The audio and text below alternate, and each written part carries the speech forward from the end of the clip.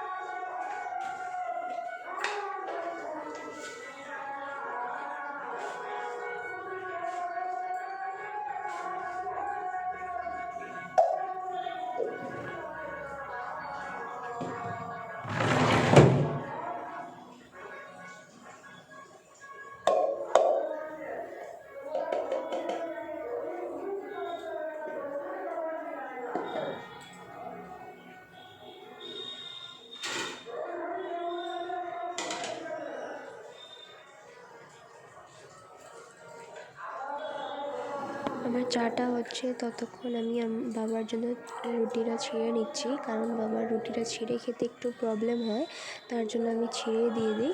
রুটিটা ছিঁড়ে ছোটো ছোটো করে একটু পিস করে দিতে হয়। আর এদিকে আমার চাটা হয়ে যাচ্ছে, প্লাস আমাদের জন্য রুটিটা গরম করে নিচ্ছি।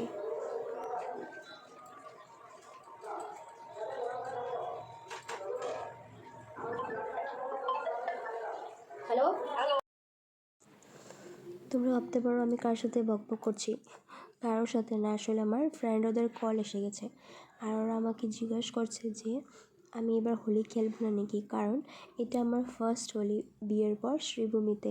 এমনিতে আমি গুয়াহাটিতে বাবার বাসায় হোলি খেলতাম, সব কাজিনসরা মিলে আমরা খেলতাম অল্প, যাই হোক বাড়ির ভিতরে, বাইরে তো বেরোতাম না। তার জন্য ওরা আমাকে জিজ্ঞেস করছে আমার ফ্রেন্ডরা যে এবার তুই খেলবে না নাকি, এবার কার সাথে খেলবি, তুই তো এবার নেই গুয়াহাটিতে।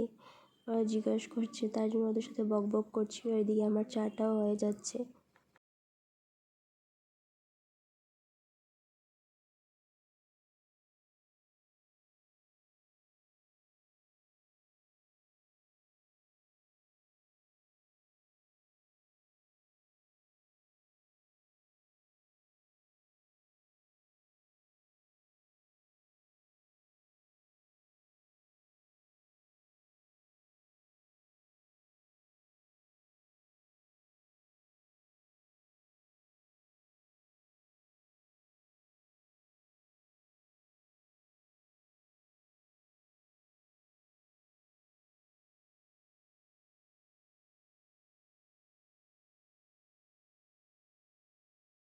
ছিলাম, তারপর আর ভিডিও করা হয়নি।